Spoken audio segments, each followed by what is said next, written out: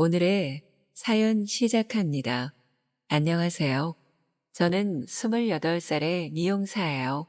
제가 남자친구를 사귀게 된 지 얼마 되지 않았는데 만나게 된 과정이 너무 재미있어서 그 이야기를 들려드리려고 해요. 미용실에서 일하다 보면 정말 다양한 분들을 만나게 돼요. 남녀노소 할 거 없이 성격도 외모도 취향도 다양한 분들을 만나면 재미도 있지만 피곤하게 느껴질 때도 있죠. 그날은 평일 오전이어서 주로 여성 손님들이 많을 시간대였어요. 그런데 유독 눈에 띄는 한 남자 손님이 커트를 잘하는 미용사를 찾으시더라고요. 제가 주로 남성 손님들의 커트를 담당해서 반갑게 손님을 맞이하고 자리로 모셨어요. 손님께서 모자를 벗으시는데 어려 보이는 외모와 다르게 대머리시더라고요.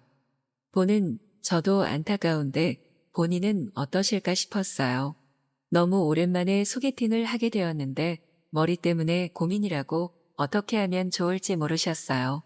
그동안 대머리 손님을 여럿 뵈었지만 사실 딱히 방법이 있는 것은 아니었어요.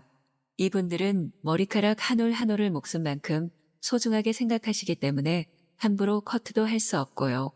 소개팅에 한껏 들떠 계신 것 같은데 어떻게든 도와드리고 싶더라고요. 가발이나 흑채와 같은 인위적인 것보다 자연스럽게 스타일링하는 방법으로 가시는 게 어떻겠냐고 제안해드렸죠.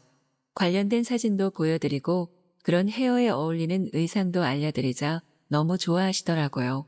손님의 고민을 들어드리니 마음이 편해지셨는지 계속해서 대화를 이어가시더라고요. 원래 이 정도는 아니었는데 중요한 시험을 준비하면서 스트레스를 너무 많이 받아 원형 탈모에서부터 시작되었다고 해요. 시간이 지나면 나아지겠지 싶었는데 머리칼이 점점 얇아지더니 이렇게 이마가 훤하게 드러나게 되었다며 너무 속상하다고 하셨어요. 머리카락은 잃었지만 다행히 시험에는 통과해서 떳떳한 위치가 되었는데도 소개팅만 하면 패자를 맞으셨대요. 여자들은 왜 마음을 안 볼까요? 마음이 더 진짜 아닌가요? 말을 하더라고요. 그 말을 들으니 제 마음이 짠하더라고요. 그렇게 손님과 두런두런 얘기를 나누면서 나름 손님과 어울리게 스타일링을 해드렸어요. 손님도 흡족해 하시는 것 같았어요. 오늘 소개팅은 잘 되시길 응원해 드릴게요. 제 응원에 힘입었는지 돌아가는 손님의 발걸음이 깃털처럼 가볍더라고요. 저도 그날은 오전 근무만 있어 기분 좋게 근무를 마치고 여유롭게 샵을 나서고 있었어요. 그런데 친구에게 연락이 오는 거예요. 오늘 소개팅이 있는데 너무 급한 일이 생겨서 나갈 수 없으니 제발 대신 나가달라는 전화였어요. 갑자기 너무 당황스러웠죠. 친한 친구의 부탁이어서 거절하기도 그렇고 마침 오후에 할 일도 없어서 마지못해 승낙을 했어요. 친구가 일러준 대로 약속한 장소에 나가서 소개팅 남자를 기다리고 있었어요. 상대 남성에 대한 정보도 전무한 데다 친구 대타로 나간 자리여서 그냥 밥이나 먹고 와야겠다는 가벼운 마음으로 나간 거였죠. 자리에 앉아 멍하니 창밖을 보고 있는데 누군가 다가와서 친구의 이름을 부르더라고요. 고개를 돌려 쳐다보는데 세상에나 오전에 대머리 손님이 떡하니 서 있는 게 아니겠어요? 그분이나 저나 깜짝 놀라 입이 다물어지지 않았죠. 그리고 서로 어색하게 웃음 지으며 인사를 나눴어요. 사실 사정이 있어 친구 대신 얼떨결에 나온 거라며 죄송하다고 친구를 대신해서 사과를 드렸어요. 그분은 약간 허탈해하다가 다시 활짝 웃으면서 이렇게 다시 만난 것도 인연인데 맛있는 밥이나 먹자고 했어요. 괜스레 좌불안석이었는데 그렇게 말씀해 주시니 제 마음도 가벼워지더라고요. 아까 오전에 머리를 하면서 이런저런 얘기를 나누어서 그런지 그분과 대화하는 게 어렵거나 불편하진 않았어요. 오히려 머리라는 매개로 인해 진솔한 대화가 오갈 수 있었죠.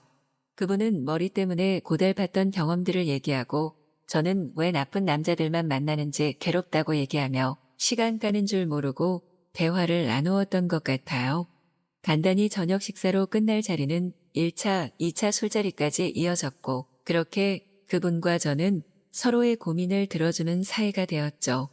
그날 이후로 그분은 제가 전담하는 손님이 되었어요. 한 달에 한 번씩 오다가 그 간격이 줄어들더니 이제는 매주 금요일이면 오셔서 스타일링을 해달라고 하시네요.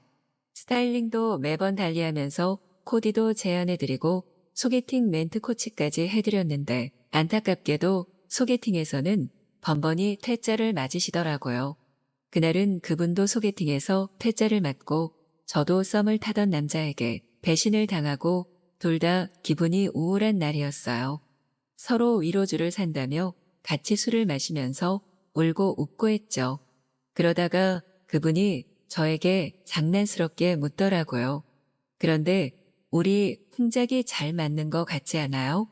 하시더라고요. 그런 것 같다고 말했어요.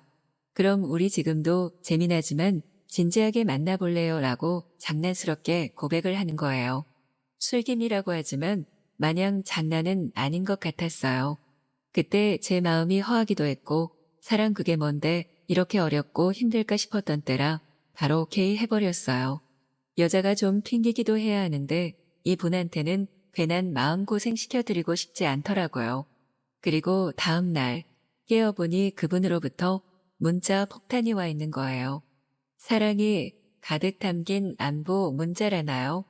그냥 얼떨결에 내지는 술김에 오케이 한 건데 정성이 가득 담긴 러브레터를 받으니 갑자기 오글거리더라고요. 남들은 오버라고 할지 모르겠지만 어떻게든 마음을 표현하고 싶었던 그분의 진심이라는 것을 저는 느낄 수 있었어요. 어색하고 쑥스러웠지만 기분이 나쁘지는 않았어요. 사실 그분이 대머리라서 그렇지 저와는 5살 차이밖에 나지 않았거든요. 그동안 그분은 대머리인 것이 자신의 가장 취약점이어서 여성들 앞에서 숨기고 가리기에 급급했대요. 그런데 저는 그 사실을 너무 잘 알고 있는 사람이어서 편했나 봐요. 제 앞에서 그분은 누구보다 남자답고 자신감이 넘쳤어요.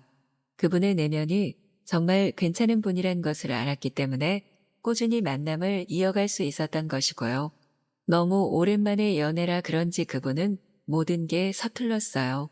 데이트 장소 선정부터 데이트 매너까지 한마디로 꽝이었죠. 보통 여자들은 질색할 행동도 저는 이해가 가더라고요. 그동안 얼마나 위축이 되셨을까 싶어 측은한 마음도 들었고요. 사귄 지 100일째 되던 날 그분이 이벤트를 준비한 것 같더라고요. 이미 눈치를 챘지만 모른 척 지켜봤어요. 분위기 있는 근사한 레스토랑에서 식사도 하고 조명이 예쁜 산책로를 걷다가 벤치에 앉았는데 그분이 우물쭈물하더라고요.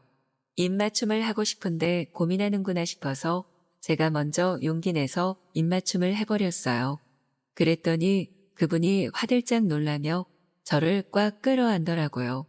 얼마나 떠시는지 그분의 쿵쾅거리는 심장 소리까지 다 들릴 지경이었어요.